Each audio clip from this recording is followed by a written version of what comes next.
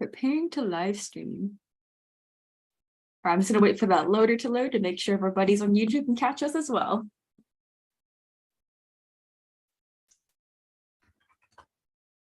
Awesome, we are live. Welcome, Orwell. We're excited to have you on again. Last time we had you on was during like 2 years ago, during peak panorama times.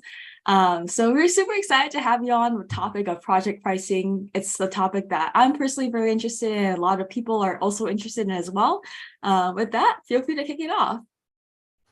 Hello, everyone. I am Orwell.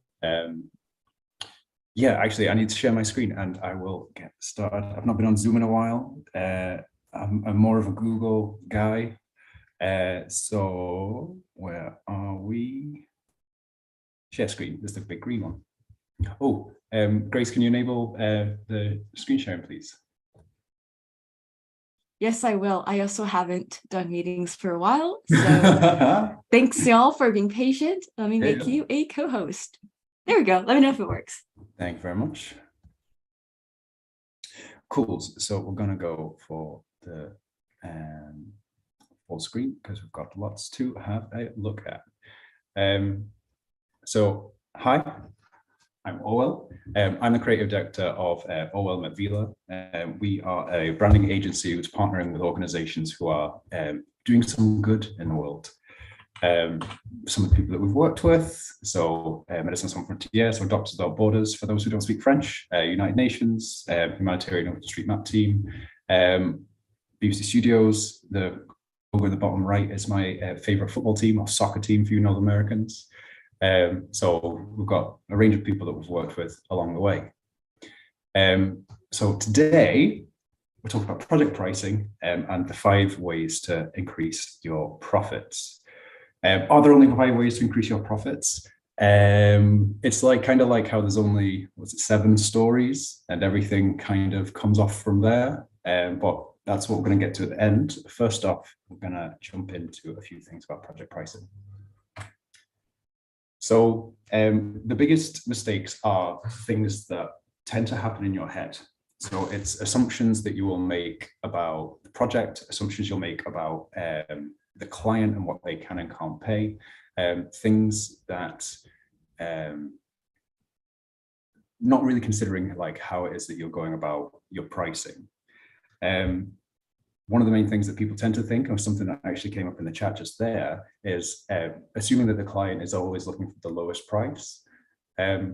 We know that's not the case. So the client isn't always looking for the lowest price. Often what they're looking for is somebody that they trust to do the job, getting the results that they want and getting the outcomes that they want. And this is one of the challenges that a lot of us will have around pricing, is that we are focused on day rates or hourly rates rather than focusing on the outcomes that the client is looking for. And this is one of the things, the ways that we need to, we can adjust our thinking to think about like value. And that's something we're going to come to. But some of the thoughts that people have is, I can't up my prices, clients will leave, like we get into like a negative thought spiral of, because we haven't been able to charge the amount that we want, that when they're not worth it. And this isn't great, but because it's all happening in our head, there are actually lots of things that we can do about it. So thinking of, using an example of cars for budgets, it's like cars are the same thing. They are 4 wheels, a machine that sits on top of them and it gets you from A to B. But there's a car for absolutely everyone. So the biggest car manufacturer in the world is Volkswagen Group, and they have a plethora of different companies that they own, from Volkswagen, Audi. They own like parts of Porsche, Seat, Cupra, like any of the, if you're from Europe, you'll understand, you'll know lots of these. If you're from America, perhaps not. But it's like the way that they have their pricing structure is that none of their cars overlap in price. So there is something for everyone's budget level. And between you and I, they're practically the same cars. So you can buy one of their cars in their like 20 to 30 grand range, or you can buy a car in like a 50 to 60 grand range. It's pretty much the same chassis, it's the same engine, it's all this kind of stuff. But it's like they have something for everyone's budget and for what it is that you're looking for. So if you've got a family, then they've got a car for you. If you've got you want to be moving lots of stuff about, they've got a car for you. If you want to live in the country and have a 4x4, they've got a car for you. If you want something really fancy, they've got a car for you. But all of this is focused on like outcome, like what is it you're actually wanting. So when we're talking about pricing for your creative projects, this is what we need to think of. It's not about the car, it's about what is it you want to do with it. It's not about the work that you're going to do. Like someone just there said, how do I factor in things like revisions? It's not necessarily about like the revisions, that's the do part. It's like, what's the outcome we're looking for? So if you can focus on, when we're talking about value, we're talking about the outcome rather than so we're branding design. We don't go in there selling branding design. We sell the people the idea of how do they want to present their brand? Who do they want to sell it to? What is it that they're actually wanting to do with that brand? Are they wanting to like come in and disrupt the market, or are they wanting just to like create something that's going to be nice and fit in? It's like, what's the outcome that they're looking for, and how can we help them get to there? One of the things that we need to think about when we think about pricing for ourselves is that it's as hard to sell a 500 quid project as it is to sell a £5,000 project as it is to sell a £50,000 project. So it's still the same process that you're having to go through. And yeah, there might be more stages for the £50,000 project, but you're still having to show someone what you can achieve, talk to them about like the outcomes that they're looking for, and then negotiate with them on price and outcome, all these kinds of things. It's the same process. So if you're looking for a 500, if you're like selling your services for 500, you're still having to go out there and find people that have that kind of money. So if we're talking about our pricing, and it is in our head, you can find people who want to spend £5,000 on the same service that you're selling for 500. Or if you're at £5,000, you can find people who want to buy it for like 20, 30, 40,000. It's all in our heads. And as much as things might be a bit tight at the minute, you still see lots of people out there who are doing good work. You still see people out there who are actually delivering high value projects. And it's not just to say up your price and go for it. There's more steps to it than that, but a lot of it is just in our heads. So top tip number one, I've got 4 of them for you. The very first one is don't share a day rate with a potential client. So as I've said there, focus on the value. If someone says, what's your day rate? Then what they're doing is they're trying to find the cheapest possible outcome. And that's not necessarily what you want. It's like we can all go on Fiverr, or we can all go on any of these sites where it's all like price based. But if someone's coming to you and their first question is, what's your day rate? What you want to do is try and flip the conversation to say, well, what is it we're doing? What's the project? Like, how will I fit into my project? What's my role? And those kind of things, so you can start to actually have a conversation about the thing that you're interested in, which is the outcomes, the value you're delivering, and not just the cheapest project available. So first big step we're going to get into is looking at how we look at our pricing. Is often people will go online and they'll have a look and they'll see like what other people are charging, or they'll have a vague feeling of what it is that they want to charge, and then that's what they'll go for.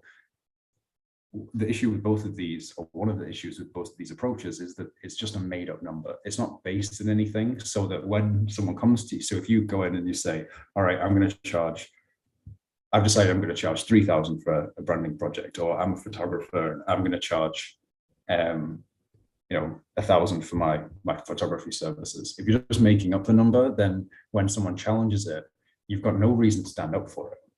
You're just gonna go, all right, okay, and just choose a different number. Whereas what we want to do is actually look at how much money you actually need. So the way you're going to go about this, we're going to do lots of maths here. Well, not lots. I'm going to do it. You can watch, and then you can see how it goes at the end. So the way we want to go about this to get a base rate, first thing, how much you want to earn in a year. So if you want to play along with this, they have a calculator at the ready. I'm sure you've all got your phones to hand. So just write down how much you want to earn in a year. Then add tax of whatever country that it is that you are in. The way to go about that, so if you've got a 20% tax rate, what you do is you take your number and you divide it by 0.8. So this is maybe a bit of a faff in your head, but if you think of 100 minus 20%, you'd say 100 times 0.8. So if you then started off with your 80, to get it back to the 100, you divide it by 0.8. So whatever your tax rate is, so if it's 20%, if your tax rate is 20%, you take how much you want to earn in a year and divide it by 0.8. Hopefully that was explained. You can follow on. I'm going to show you this in a second. Then what you do is you take that number and divide it by the number of weeks that you want to work in a year. So if you want to work 52, you go for it. More power you. If you want to work fewer weeks in the year, then divide your first number by the weeks you want to work in a year. That'll give you a weekly rate. Then what we do is we divide that by the number of days that you want to work in a week. So I'm going to give you an example of this in a second, but this is just to go over the maths. And what that will then give you is a basic daily rate. So I've already said to you, you're never going to share this with someone, but this is going to be based on your numbers of how much you want to earn, how much you want to work, tax rate in your area. We're going to create a basic daily rate. And this is the number that you shouldn't go beneath. Because if you go beneath this number, then you're not going to hit the target of what you want to earn. So an example of this is I will pull up my calculator. So if we say I want to earn 40,000 in a year, and I've got a 20% tax rate, I'll divide that by 0.8. Oops, sorry, 40. Divided by 0.8 gives me, I need to earn 50 grand before tax in order to get to my 40,000. Obviously, the tax numbers aren't exact because there's all sorts of different ways, because tax calculations, but that's like a round figure. Then I want to, just for the sake of round numbers, I want to work 40 weeks a year. So I'm going to take my 12 weeks off. Wonderful. And that gives me a weekly rate of 1,250. So if I was wanting to work 4 days a week, I would divide that by 4, and that would give me 312.50. That would be my basic daily rate that I wouldn't go beneath. But if I just wanted to work 5 days, like, because I'm taking a lot of time off already, I'll still take my 1,250, I'll divide that by 5, and that gives me 250. So that's my basic daily rate. So that's just the simple way of going about it. So if I then work 5 days a week for my 40 weeks a year, then I'm going to get to my 50 grand before tax. I'm going to take the 20% tax, and I'm going to be left with my 40,000, which was my number that I want to start off with in the first instance. Sound good? Sound good. So basic daily rate is how much you want to earn plus your tax divided by the weeks you want to earn, you want to work, divided by the days you want to work per week. But then there's the thought of how much of your week is chargeable time. So one of the challenges that people have around pricing is that all we think of is the main part of the project. It's just the delivery time. So using a photographer as an example, people will have a half day rate or a day rate. So they'll do a half day shoot or a full day shoot, and that's what we'll charge for. And what they then forget about is the conversations with the client beforehand, like the research, the location, the scouting locations, like discussing with the client, like what kind of style they're after and like these kinds of things. Or then even afterwards, editing.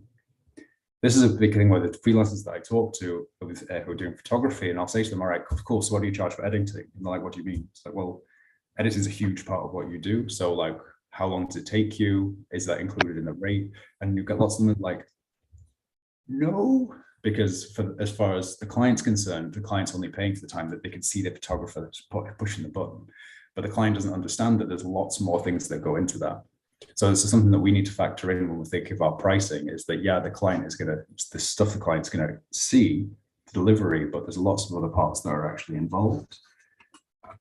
So top tip number 2 is charge for all the time that you're working. We're going to dig into how that works right this second. So as I've said, most people, what we'll do is we'll charge for just the time during the project, forgetting about the times like before and after. So what we end up with is something like this, where there's lots of paid stuff during the week, but lots of unpaid stuff in between there. Stuff like following up with clients, creating invoices, creating proposals, or doing, like, as I've said, bits of research that give you a bit of information about the project before that first invoice is paid. And it can force you to be working 7 days or working longer and later and this kind of thing, because actually you're trying to make your 40 grand or the 50 grand before tax, but your chargeable time is a bit all over the place. So you're not actually getting paid for all the time that you're working, leading to you having to work more. Whereas this is the kind of thing that we prefer, right? So having a weekend off, as we said, working the 5 days, we've got a day rate of 250, but what we need is the 250 to be paid every day in order to then be able to have the time off the weekend.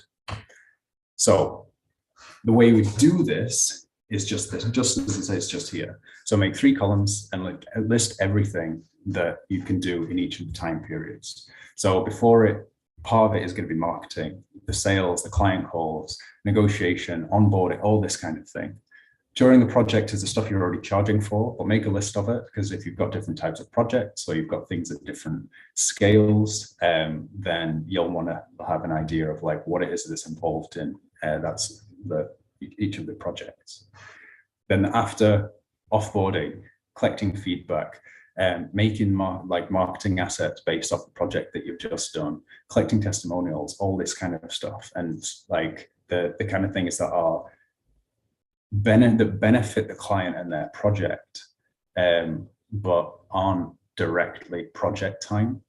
Because as you're developing yourself as a creative in whatever skill it is that you have, the next project is going to benefit from that hugely. So if it's part of your day-to-day work, then factor it into the kind of stuff that it is that you could be charging for, because this is the stuff that you're spending doing work, like work hours. And if you were working a full-time job, and this is the kind of thing that you're fitting into your full-time job, you would be being paid for it. So the freelancer, we should also factor in as well.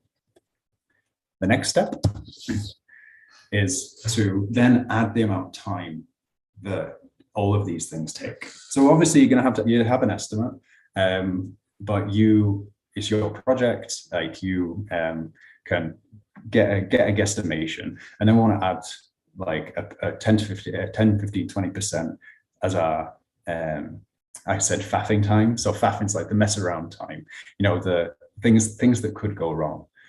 So don't keep that sharp, like, oh, it's going to be, as I said here, with 44.5 hours, it's like add 15%, it gets you 51 hours, and that'll be like the total.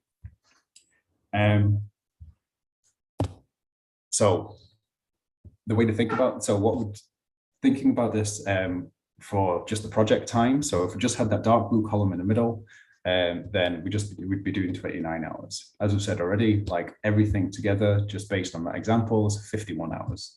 So taking our example of the 250, whatever currency you like, project, then what we do is, so I'd suggest like a 6-hour working day. So we've got 51 hours divided by the number of hours you have in a working day, that's 6.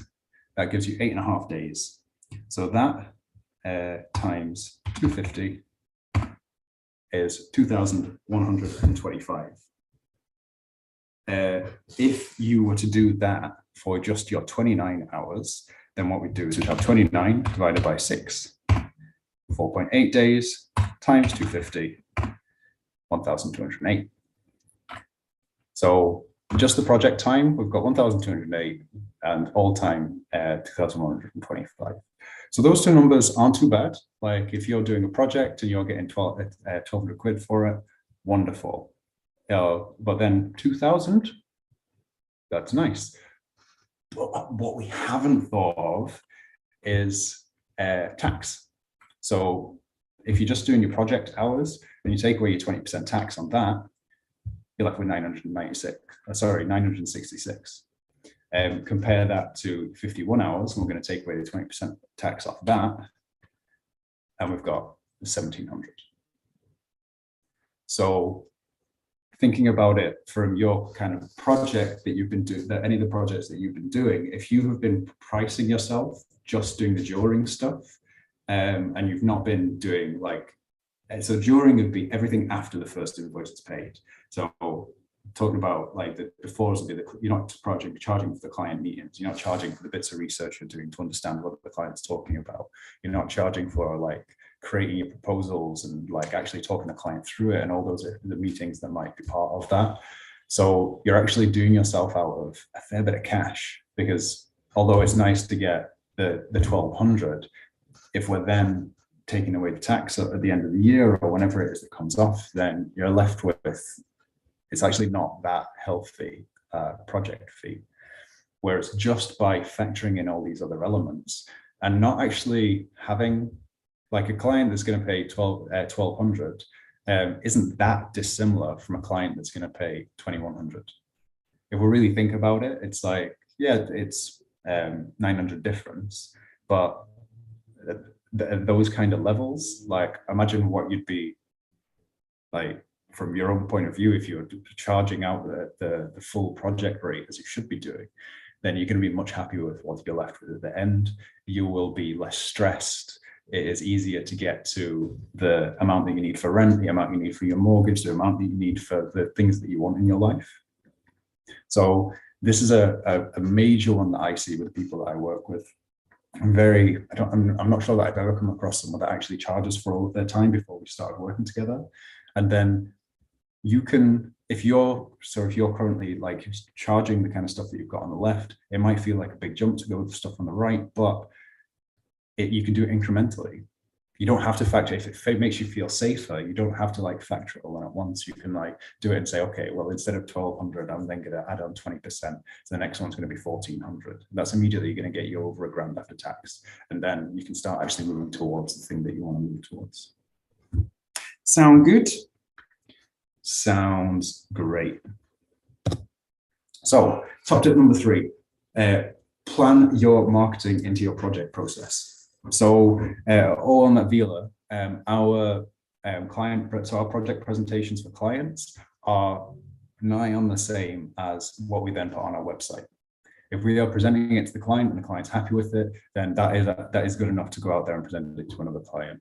So we factor, if we've rather than repeating the time, because I don't know if you've ever created a folio for yourself, but it can be a real pain in the bum. And having it where you just do this presentation once, or you just create the project presentation once, or you factor in like how you like any marketing assets and this kind of thing into your project process, it means that things are a lot easier. So when I said to you about how to get how to get paid for your marketing, setting up your pricing in the way that we've just discussed, and then factoring in like the kind of thinking about the kind of things that you'll want to use for your marketing, and making sure they're part of your process anyway. The kind of things that you might share with the client, or like little snippets that you might show, like this kind of thing, or how you collect a testimonial. Okay, we're now going to have an offboarding meeting. We'll ask the client how things went. We'll ask them for a testimonial. We'll ask them for referrals, like these kind of things that then allow you to create what you'd call a high value experience. So like a nice experience to the client that is more than just here's the creative, gives you money, right, see you later, but more of like focusing on it as a relationship, so that you can charge these higher rates, but also then you've got the thought in your mind that, okay, I know what kind of things I need to actually promote myself to a new group of people. I've already got that factor into how I do my project. And by the time I finish this project, not only am I going to be paid for it, but everything's going to be then ready to get out there through my social media, through my email newsletter, getting onto my website, however it is that you want to promote your services. So now we're going to get in to the 5 ways to increase your profits. Are you ready? Let's go. Number 1, it's the one that everyone knows about, and it's actually the one that is the most difficult. It's the highest time investment, and it has the lowest chance of actually succeeding, and that is getting more inquiries. That's not to say that it's not going to succeed, but if you've done any of this kind of outreach stuff, or you've done any social media marketing or content marketing, this kind of thing, then you'll know that it can take a lot of time. It can take a lot of effort. You might get lots of opportunities, but along with those opportunities, you also might get lots of no's. And that can take an emotional toll. That can get, those kind of things can get into your head. Getting more inquiries is the hardest, but luckily we have 4 more that are more straightforward and that can help you. So number 2 is converting more of those inquiries that you get. So I recently spoke with a motion designer who he gets an average of like 6 inquiries in a month, and he's only converting 1 of them. So we then chatted about, all right, how can he improve his conversion rate? One of his problems was that his inquiries are people getting in touch saying, what's your day rate? He gave him a day rate and then they disappeared off and he never heard from them again. What we did is then talk about, well, how can he improve that? And it's the stuff I touched on earlier on. So asking them about the projects, trying to get their outcomes, finding out what it is they're doing, like focusing on it as a relationship. Like you're here to serve, like your services, your whatever it is that you do, that is helping a person or a company or organization reach the outcomes that they want to reach. So part of the conversation you want to have with them is actually, okay, well, what is it you're actually looking to do here? And how can I help you achieve it best? So improving your conversion rate, if you're already getting those inquiries, it's the easiest way to get more profit. Because you've already got people coming to you, and if your conversion rate is if you're converting 2 in 10, 3 in 10, 4 or 5 in 10, then getting that up to 6, 7, 8, 9, 10 is then that will immediately get you more money with very, very little effort. All you have to do is change how you're interacting with people, and yeah, it's a great one to start with if you're getting those inquiries. Number 3 is getting more repeat business. So talking to the people that you already work with. So some of this will be if you have a service where it's like, all right, okay, so branding. People don't come back for branding very often, but one thing that people do need a hand with is brand development, or like their brand strategy, or like how is it they're gonna go from, okay, you've got this nice shiny brand, but how do you then take the next steps of using it in a way that's actually going to get you more business, or help them sell more things, like these kind of things. So you can take parts of what you do and repackage them in a way that allows somebody who will buy from you on a regular basis, or someone who's bought from you a couple of times, to buy a little bit more. So some of this, you might think of it as like upselling, like taking what you have and then adding like another service onto it, or as I say, repackaging what you do in a slightly different way, or taking, like if you've got quite a long process, then taking part of it and turning that into a product. So there's one of my clients at the minute who is she is one of the challenges that she has is that people come to her and they don't have an idea of actually what they want. So she's then doing lots of work, lots of that before column stuff, loads of work before they actually get to the point of paying the invoice. And she was finding that when the people actually understand what it is that they're trying to do and the price is involved, they're then like backing away from it. So what she's done is put together a way of, so it's basically brief creation, but it's like a creative concepting of doing that first stage, but getting paid for it. So that is a way of getting more business, because then she can like have this thing. She sells this like a single product.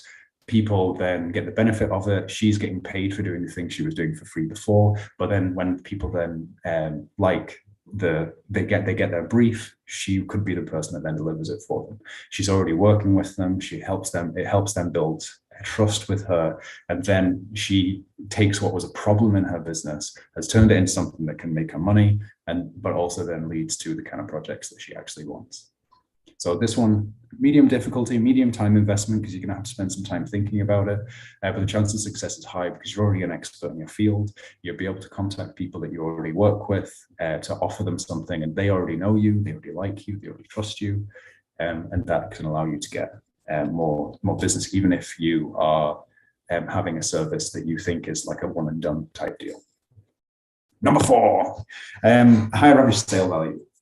So different projects will cost different amounts, but increasing the amount of an average sale through having these kind of like upsells, or through just increasing your prices, or through doing what we've already discussed, which is actually pricing properly for all of your time rather than just like the delivery part of it. That's going to help you obviously increase your profits. It's super easy. The time investment is a bit of a medium, because there's going to be, again, you're going to have to spend some time thinking about it. How might I go about this? How can I best achieve it?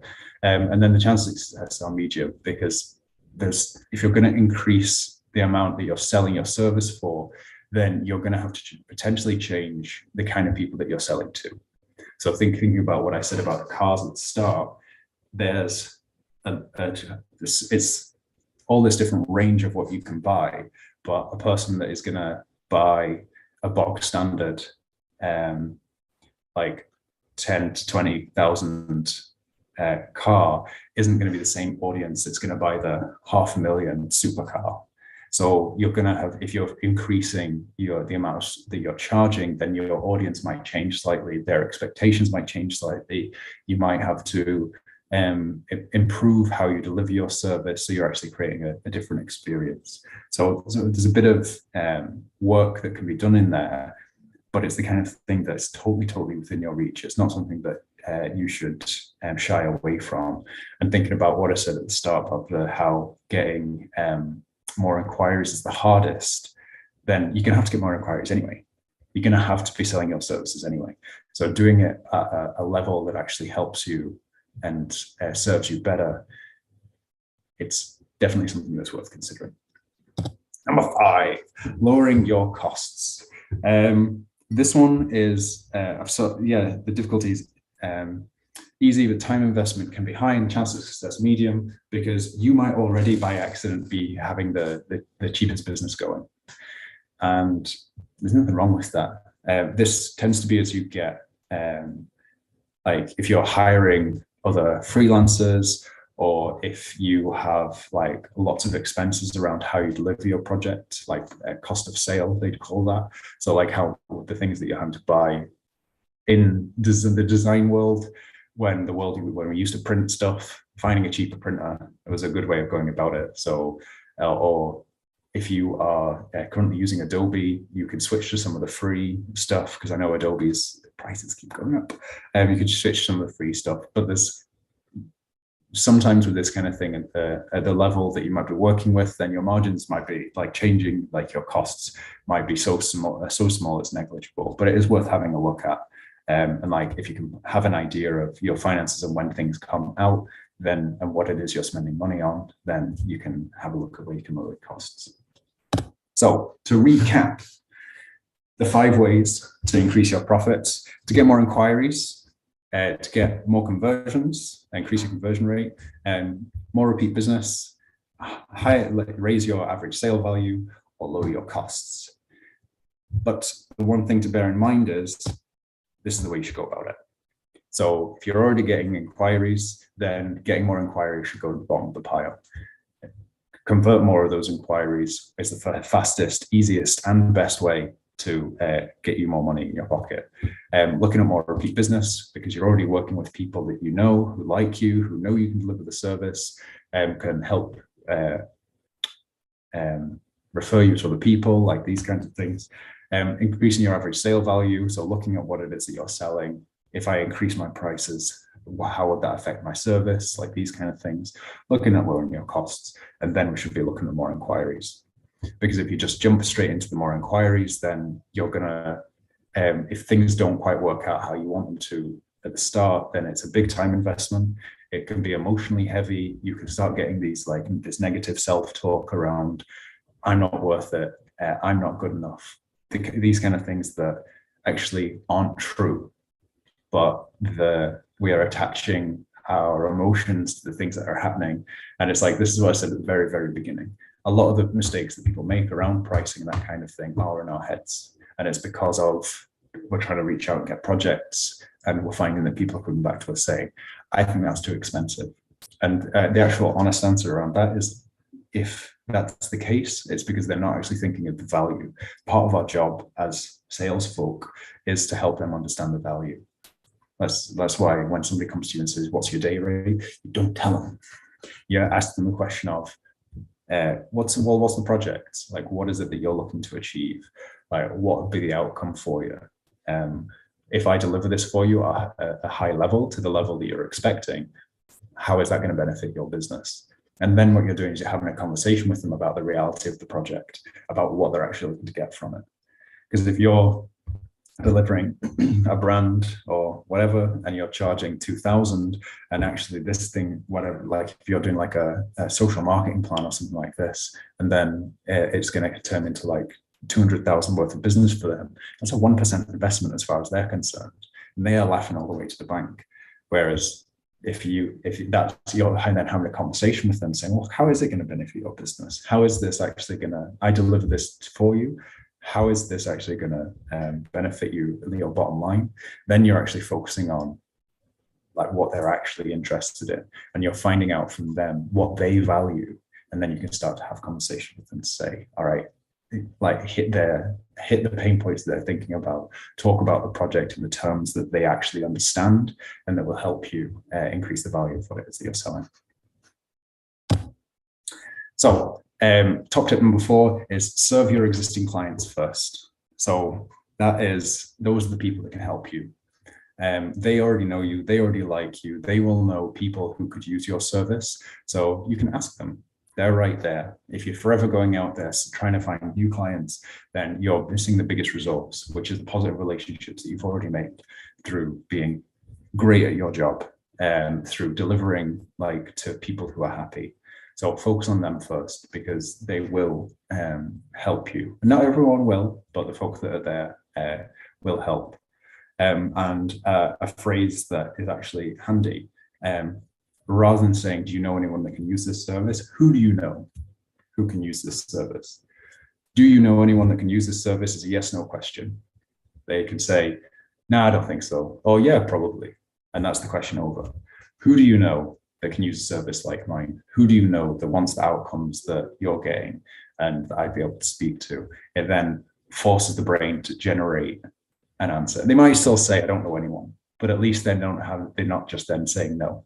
It's not that easy, like, oh, no, I don't know anyone. Whereas they're actually having to think about it and then answer the question. So who do you know that can use the service? Who do you know that wants the kind of outcomes that you're getting? And that's us in a tight 45 minutes. So thank you so much for listening. I hope that has been useful. And yeah, I'm happy to answer any questions that you might have.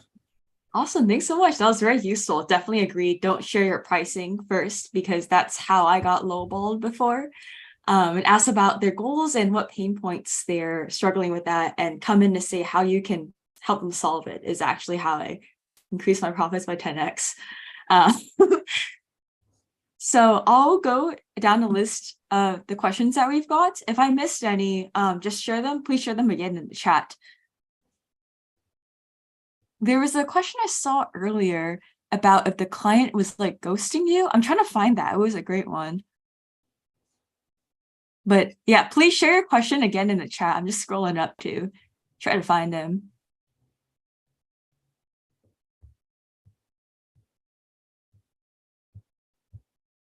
Oh yes, a question by Kayleen asks, as for pricing challenges, I know what my skills are worth, but I worry that I need to make my work cheap to get all the jobs. What if they don't understand the value? So this is part of our job, is to help them understand the value, and that would be like how the conversation that you have. So asking them, what is it that they're wanting to do? So if I do this for you, like what is it you're actually looking to achieve? This can be something that you can ask them in the first conversation with them. So they're saying, all right, you ask them to tell them about your project. Excellent. So what does success look like for this project? Like, how would it help you? So when we nail this, and we're going to nail it, of course we're going to nail it. So when we nail this, how is it going to benefit your business? And then you are helping them focus on value and outcomes rather than price. Because this is what someone goes in there. They might be there thinking, okay, I want to have this as cheap as possible. But actually, they don't. What they want is the job done in a way that will help them, that benefits their company or benefits themselves. So having those things at the start, rather than saying, because if I go in and say to somebody, all right, I can do your logo design, how's that logo design going to help them? It's one of the stages that I actually took through my own career when I was first starting out. It's like I had a brand package where it's like logo, business card, letterhead, email signature. I figured those are the main ways that people communicate, the people that were in my audience at the time. So they'll send letters on letterheads, they have an email signature, and they've got business cards when they go to business, whatever. And it's like, I did loads of these. And the number of companies that I've designed for this package for that didn't exist 6 months later is silly. And it was great. It was nice for me because I'm like to do the work that I love, and I was like getting an outcome, but actually then they were getting what they wanted, but actually it didn't help their business in any way. So that's what then made me transition to doing branding and having lots of conversations around, well, what is it you want to do? How is this going to help you? If we do this, like, what ways is it going to like benefit your business? Because then I'm focusing on getting them focused on the outcome rather than just like getting a cheap little brand package because they know some dude that can do it for them. Yeah, it's like a collaborative relationship to see how you can help them the most. Another great question by Non is, what if the client wants a website redesign that will increase engagement and attract new customers, but are unwilling to do the user research to figure out what they would engage your customers? Like if the client doesn't really know what they actually want. Oh, this is a challenging one. First thing I'd say is you don't want to find yourself in a position where you are arguing with your client. And it is okay to say no to a project. So if you are wanting to work with somebody and you're getting all the red flags, then the first thing I would say is actually say to them, okay, this is how we'd work about this is the best practice. I've done these kind of projects before. If you have an example, you can show it to them. It's like, here's an example of what I've done before. These are the steps that we took. This is the outcomes that they were getting.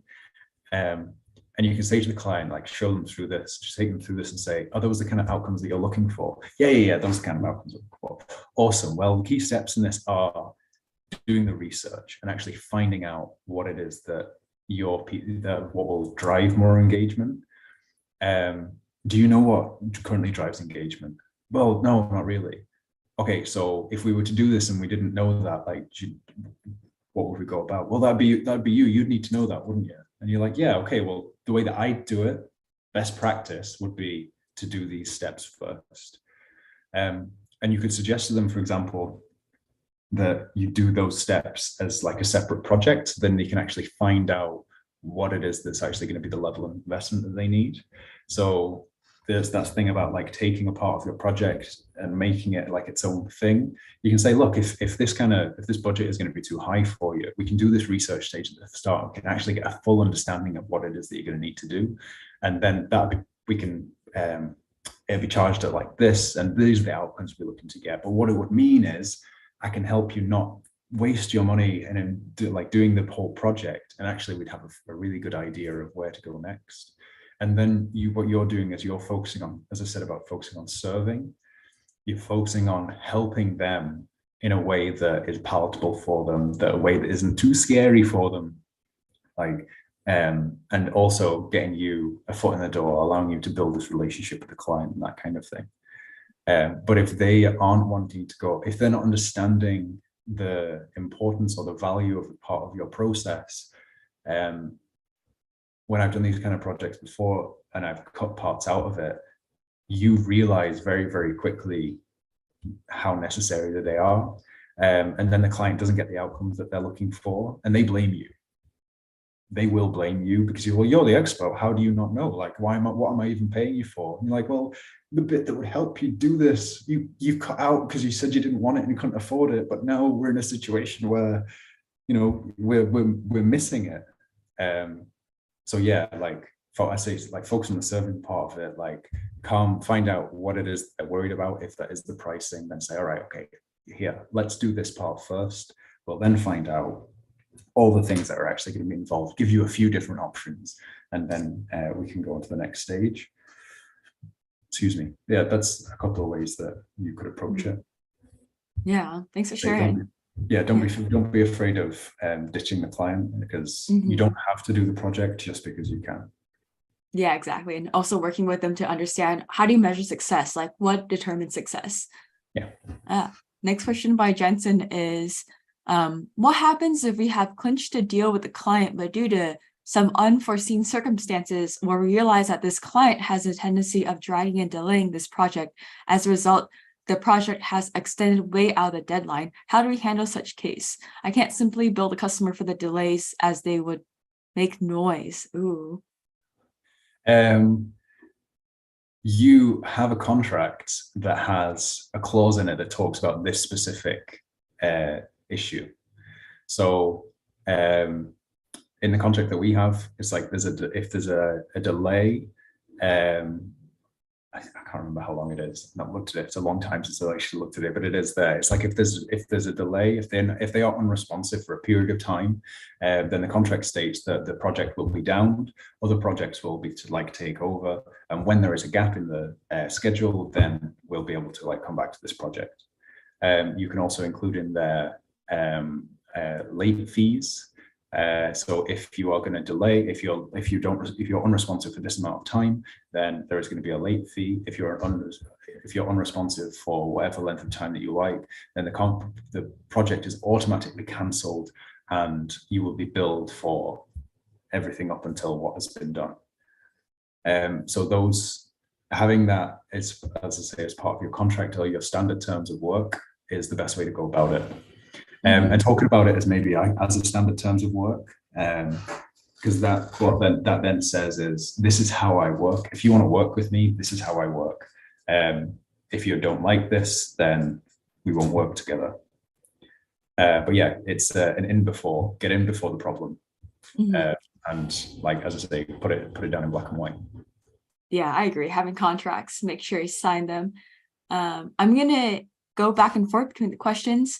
So non-follow-up says that kind of like how you document and to get for the project goals and outcomes documented.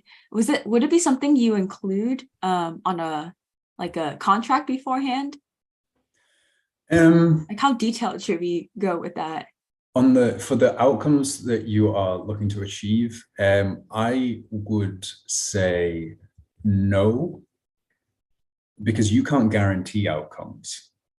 You can talk about projects that you've done before, you can talk about things like projects that you've delivered and how they've turned out, but there's so many factors that are outside of your control. And it's like when people talk about doing marketing plans or they're implementing marketing plans, they don't talk about outcomes. So people who will help you you'll get emails about people trying to help you with your sales. They will guarantee stuff like number of calls. They don't necessarily guarantee the quality of those calls. They don't guarantee that you getting those calls will then turn into work, because those are things that the quality part of, they can kind of control in one element, but they can't control how you would actually have the conversation and whether they turn into work or whatnot.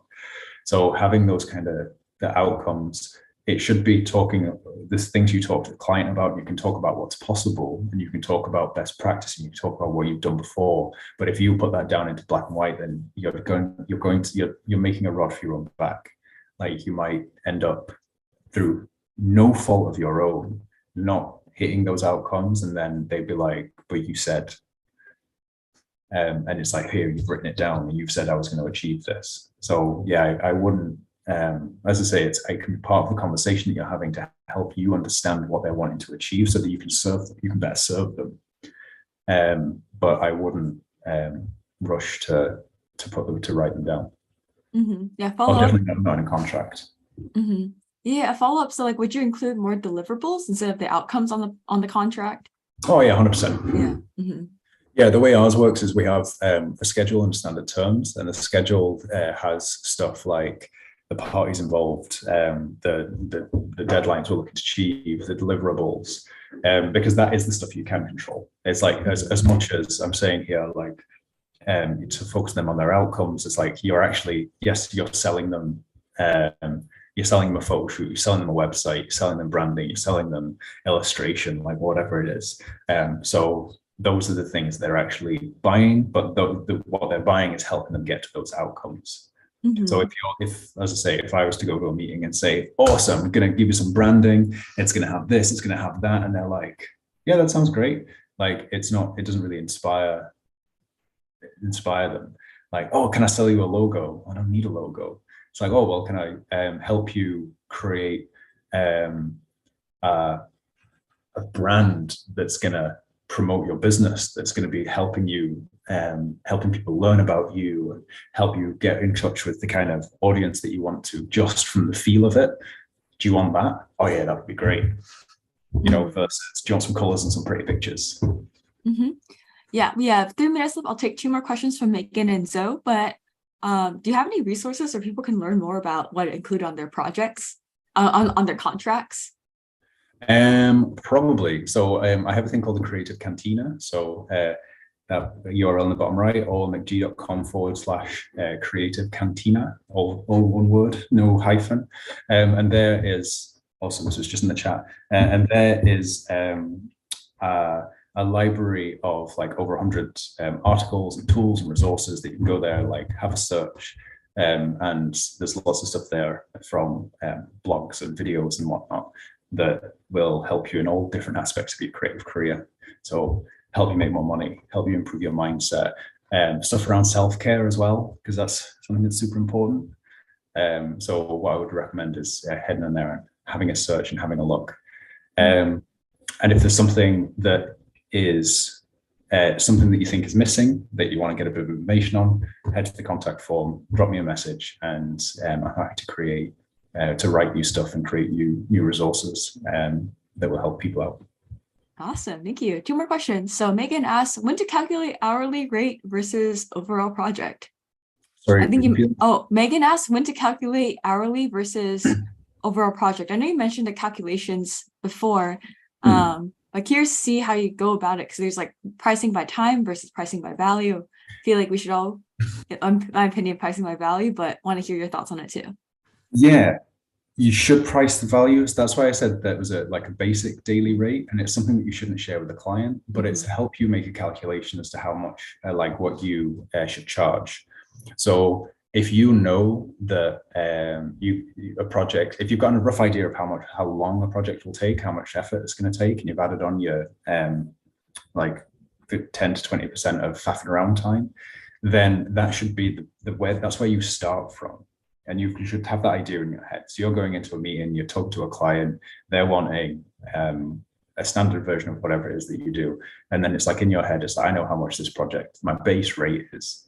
And then you can have a conversation with the client to find out how much they'd be willing to invest into their project. And think about it as that they're investing, they're not buying, they're investing into the outcomes that they want.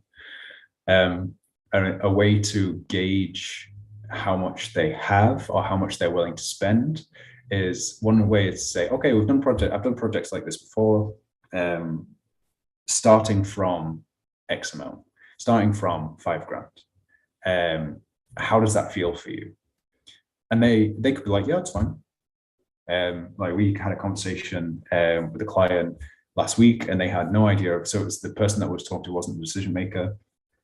They had no idea about how much. They'd just been on the job 2 weeks. They had no idea how much the budget was available. So we were like, all right, okay, so we can do this job. It's going to start from $4,000. How does that feel? Yeah, feels about right. We've spoken to a couple of other people, that sounds good. And then that for us was then a starting point from where we can work from there. Another way to go about it is to say, all right, I've done this kind of thing before. One version was this. You wouldn't say, but you describe to them your bog standard, and it was X amount. Then I've got all singing, all dancing, bells and whistles, and that was this much. Where do you sit? So this is a really fun one, actually, because the number of times I've spoken to people and it's like, oh, I don't know, don't have a budget, don't know, you tell me, blah, blah, blah. And it's like, awesome. Okay, so we've done budget. I can do your standard branding project. That's going to start from $5,000. And this is what you'll get. This is how it goes. Or I've done this other one and it was like this, and this is what we did, and this is how we went about it. It took a lot longer. There was a lot more like time investment in this kind of thing, and that was 30 grand. And you watch them go, like, awesome. So where would you say you sit around that? Oh, definitely more towards the 5. And you're like, cool. So you do have an idea of how much you want to spend. But then you are starting, as I say, with your basic rate in your head and how long this project is going to take as far as you're concerned. But then it's just about negotiating with the client, because all of it is a conversation. There is no hard and fast. There's times that I've spoken to clients and they're saying, all right, I've only got like 1,000. What can you do for that? And the honest answer is nothing. Like the way that our process works, the way that we like to deliver projects, the research that we do, all this kind of thing, there's nothing we can do for 1,000, unless it's a very, very specific type of client. Someone earlier on said about working with like third sector, this kind of thing. Like, yeah, sometimes there's worthwhile to lower your prices.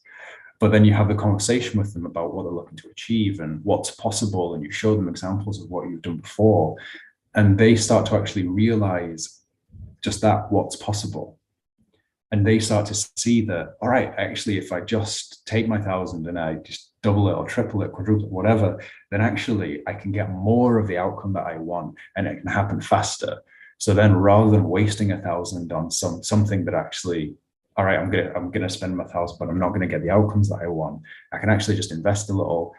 I can pay it up over a period of time. I've got my 50% up front, and then they'll pay it up over a few months to make it more palatable for them. But actually, the conversation that you're having with them can help them realize the true value of what you do, and actually how what you do can help them achieve the outcomes that they're looking for. Awesome. Yeah, thanks for sharing. I had to hop soon, but one last question is from Zoe is like, what kind of red flags to look out for? Someone who isn't interested in following your process. Yeah. Someone who isn't willing to actually discuss. Someone who's just like, just tell me your rate. Just tell me your rate. Just tell me your rate. It's like they aren't interested in what you do and how you help or any of that. They just want something done for cheap.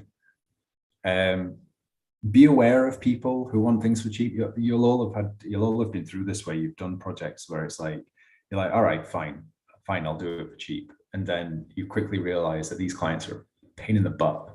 They expect the absolute world. It tends to be, with the lower end, it tends to be their money.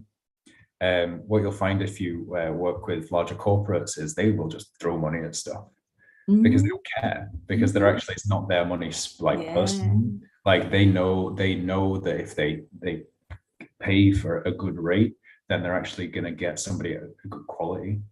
And this is something to actually bear in mind, is that if you are if you're talking about something and you are talking about things like a low price, then it kind of comes with the expectation that it wouldn't be very good. So it's like this, Wish. I've seen adverts for it, but it's like, oh, where you get like whatever from Wish, and it's just crap. Like that's what people will think of. Whereas if there's an expectation that something, if you're paying more for it, is better quality. I've got a really good story for you actually about this. Who was it? Damn. There was, so in the 1990s, is it L'Oreal?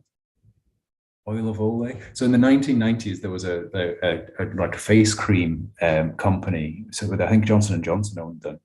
And it was all known for like old women. Like it was a brand that had been around for a while, and people think about it for old women. And the company was trying to like revamp it and sell it to a different audience. So what they did is they rebranded it slightly. And then there was like 2 different ranges. So these kind of creams most of them were sold for like under $10.